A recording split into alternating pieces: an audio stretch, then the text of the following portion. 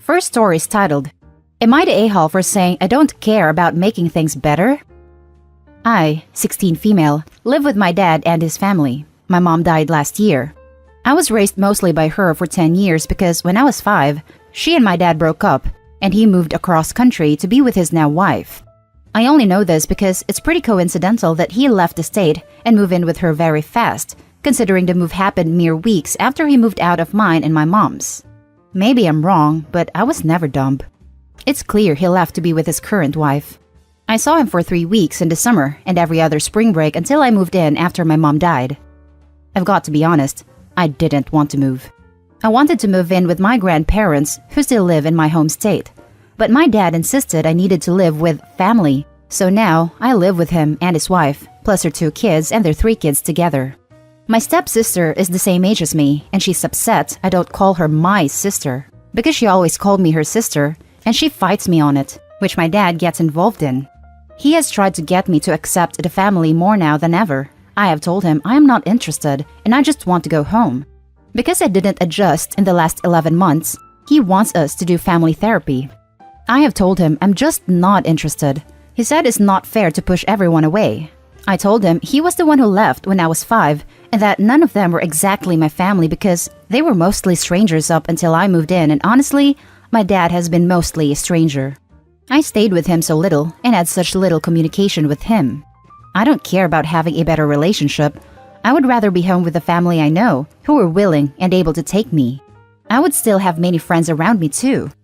My dad got mad the other night because he told me he had booked a session and my response was okay. He told me he wants me to help make things better in the family. I told him I don't care about making things better because I don't think of us as a family. I lost my nuclear family. I know we're supposed to be grateful for who we have and all that crap, but they have never felt like my family. Not even my dad. I barely remember when he lived with us. Barely remember seeing him more than once or twice a year, and I don't need or want him. Am I the a-hole? My mom never said a bad word about my dad. She never discouraged the relationship. But after a point, I did grow tired of going out to see strangers.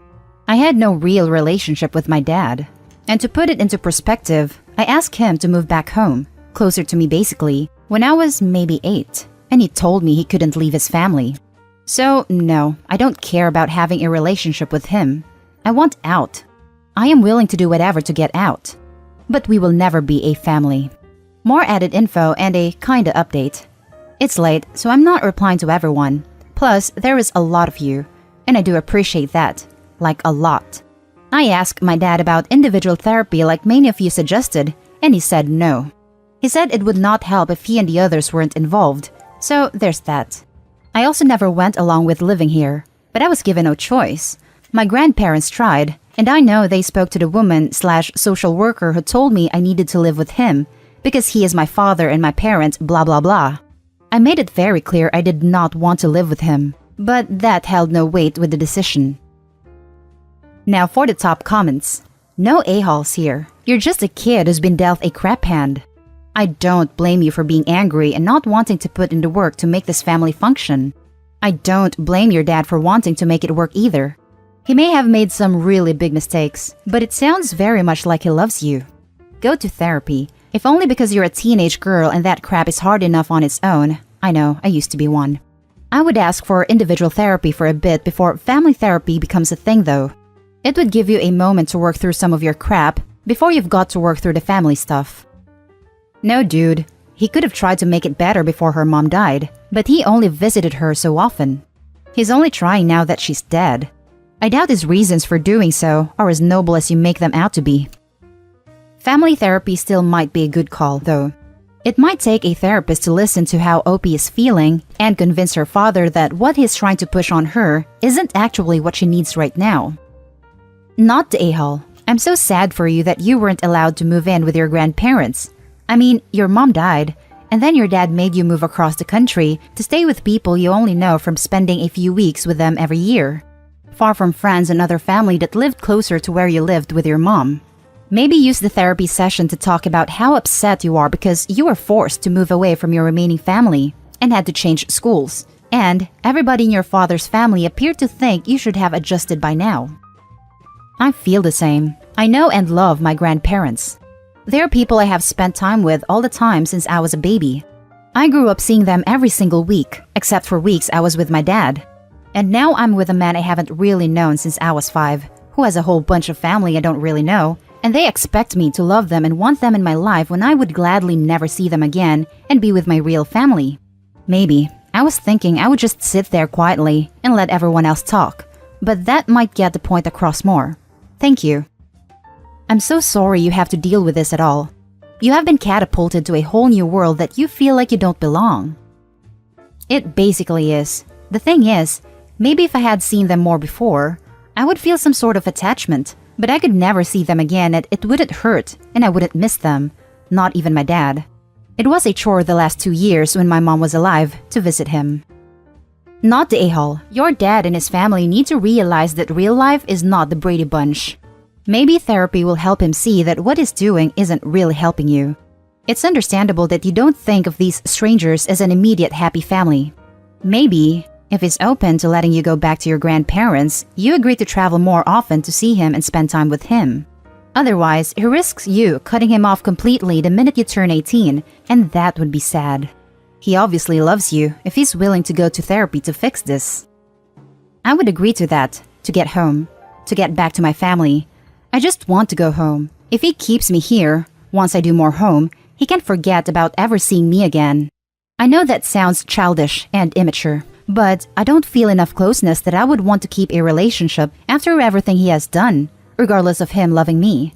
I do think he loves me. It's just he hasn't given me so many reasons to love him. Now for the second story. Am I the a-hole for telling my biological parents that I don't care for them and never will after my adoptive parents passed away? I'm a teenage boy in senior year of high school. My bio mom and dad gave me away as a toddler when they were extremely poor to make the raising of my sisters, their 3 daughters, easier. Great form from the people who should love you like no other, right?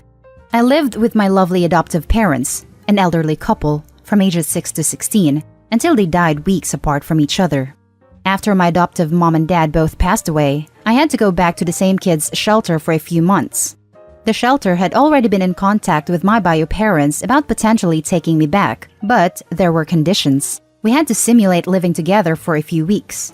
If that was successful, I could stay with them longer until I left high school, entered the workforce, or began tertiary study and had enough cash from part-time work. I've been living with my bio parents and my sisters for over a year, and I'm nearly 18. I really don't like the group of them. They see me as a nuisance or some sort of a troublemaker, given my self-reliance and tendency to stick to myself and my friends. They are blatant in treating my older sisters, who are in their 20s, better than I. My mom and dad give them a monthly allowance, on top of the welfare allowance they already get for their studies, drive them to and from college, pay more attention to them, and just treats them better than me, their 4th child. They don't give me an allowance even though they clearly can, nor do they spend that much time with me. I've pointed out the unfairness to them and they deny they love their daughters more than me. They say it's equal, and that I simply don't demand more from them, which they apparently love about me. But I've realized long ago that they're lying. They don't see much hope in a waste of time like me. They even called me that when I told them I wanted to work in construction after doing hands-on training, in comparison to my sisters who are lawyers and doctors to be. Over time, I've stopped participating in house duties, started and I'm preparing to move out to live with friends, packing and everything. I'm nearly an adult. My parents have noticed this, as have my sisters, and have grilled me on it one evening when I was packing my clothes. So, I simply told them that I know they see me as a mistake of theirs, and I'm moving out to stay out of their lives. They asked me what I was talking about, and I just couldn't take their faking it anymore. So I told them that I know they didn't care that much for me, and I don't care of any of them either, and I never will anymore. My mother burst into tears. My sisters just scoffed and rolled their eyes, and my dad yelled at me to apologize to all 5 of them. But I couldn't look at them anymore, so I just went to another room to cool off. It's been a few days now, and I'm itching to get out of here. But I'm thinking it might be childish of me to do this. Am I the a-hole for saying what I said to my biological parents about my lack of love for them? Now, for the top comments. Not the a-hole. I'm so sorry that you have endured so much rejection and loss. These are horrible conditions for a child to grow up in. I don't think you were wrong for speaking truth to power, but I do believe that once you've moved out, You won't get much, if any, support from these people anymore. So, it will be a hard road for you. Here's my 2 cents about a career in construction. You can go on a site as a laborer, but try to get into a union apprenticeship soon in a construction trade you like: electrician, carpenter, sheet metal worker, etc. Your earnings will be much greater, and I think you will benefit by the training. A construction trade is a very decent way to make a living, but I will warn you that most people in construction do start to have physical problems by age 45 or so, and therefore you should plan all along to move into construction management, estimating, or something more of a desk basis. Learn all you can about the mathematical or computer aspects of the business. Your future is bright. Always remember the kindness of your adoptive parents. Thank you for your kind words and advice. I'll keep it in mind for sure. Architect here. Construction careers can be great options, but definitely go to the actual certified trades route or construction management. There is more flexibility there for you to move into management roles, which are easier on the body if you ever develop physical issues. The millennials have experienced that building some level of flexibility into a career is very advantageous in a way that earlier generations often don't think of. Obviously, you are Gen Z, but I think it will still apply to you. Not the a-hole. The first mistake was not involving a therapist at the very beginning. You were a minor, so this is not your mistake. Losing your adoptive parents like that must have been traumatic, and everything that came after has been just as difficult. Understandably, your relationship with bio family is dysfunctional. You get to choose who you want in your life. If you want to create a bond with bio family, I would only do it if a family therapist were fully involved in the process. There's too much to address on your own. If you don't want to have them in your life, that's fine, and you should feel able to make that decision guilt-free. Being blood-related doesn't mean we owe people anything. That's what we call gaslighting. Your family is gaslighting you to stay so they can continue to emotionally neglect you. It's clear that they've been very neglectful of you from the start. I mean, they gave you away for F's sake. In my opinion, you should leave and never look back, because you're right, they do not care about you. Nope, I think they're gaslighting/projecting to avoid the guilt they should be feeling. OP is a living reminder of all their failures, and they're displacing their anger on him, not the a-hole. I'm so sorry, OP. You deserve better. Not the a-hole. You absolutely aren't selfish whatsoever. You are an adult, and you get to decide who it's worth living in your life. Now, for the last story, am I the a-hole for refusing to pay for my dad's retirement home fees? My parents divorced when I was a baby, but my mom encouraged him to have a good relationship with me. However, my dad was never interested in that. He'd come see me for a few hours on the weekends and call it a day. He wasn't a constant in my life, but I liked him and enjoyed his visits. He remarried shortly after his divorce and had 2 more kids that I would play with occasionally. As I was growing up, he and I had arguments about how he'd treat my siblings and how he treated me. My dad adored his other kids and he'd take them on trips, go to their school events and pay for whatever they needed. I invited him to all my school plays, graduations, etc. He never came. I won't lie, it hurt. I was his first child, and he didn't seem interested in me. Plus, he was very vocal about his dislike towards my mom, something that I hated because she was the one taking care of me. When I went to college, he agreed to pay half of the expenses. I was thankful for this, and I thanked him each time he'd send a check. He came to my graduation ceremony, and when it was over, said that his responsibilities towards me were over, and he didn't owe me anything anymore. He didn't need to say it, but it was a goodbye. It broke my heart. He didn't return my calls or reach out to me in the following years. Yesterday, I received a call from my brother telling me that my dad's health had deteriorated and the best option for him would be a retirement home. His second wife divorced him too. My dad is on the older side, so I wasn't surprised. My brother spent like half an hour on the phone describing this place that would cover his needs, make him comfortable. Turns out this place is expensive as hell, and he wants us to pay for his stay there. Monthly, I'd be paying around $2,000, so would my siblings.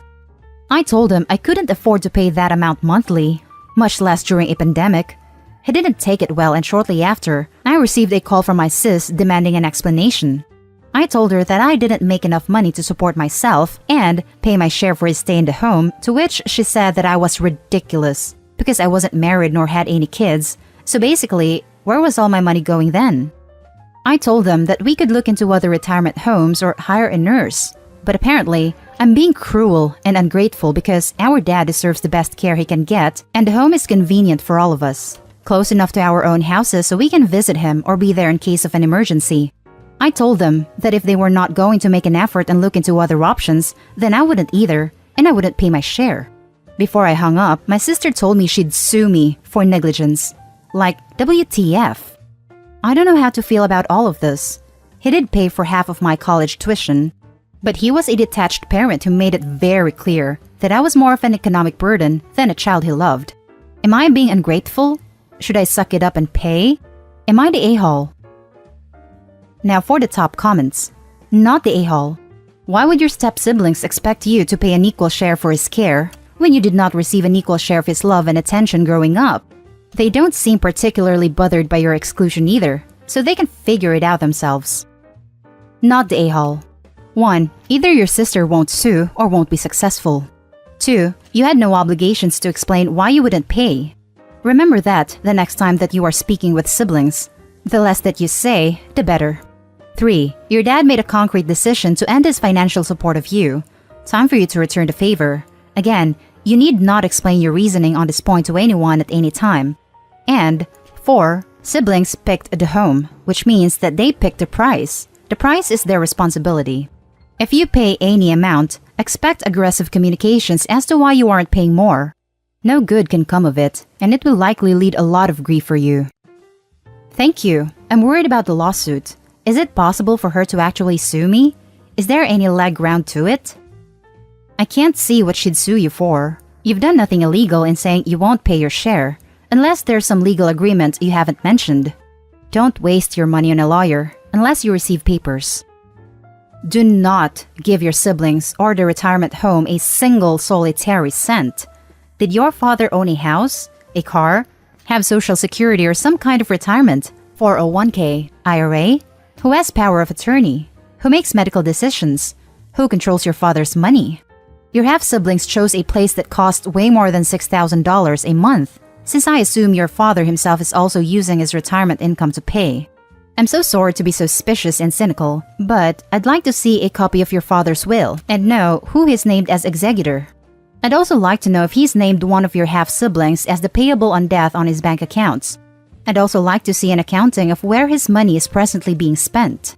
I don't think this is merely about keeping dad safe and comfortable. I think it's about your half-siblings maximizing their inheritance by trying to guilt you into covering your father's expenses.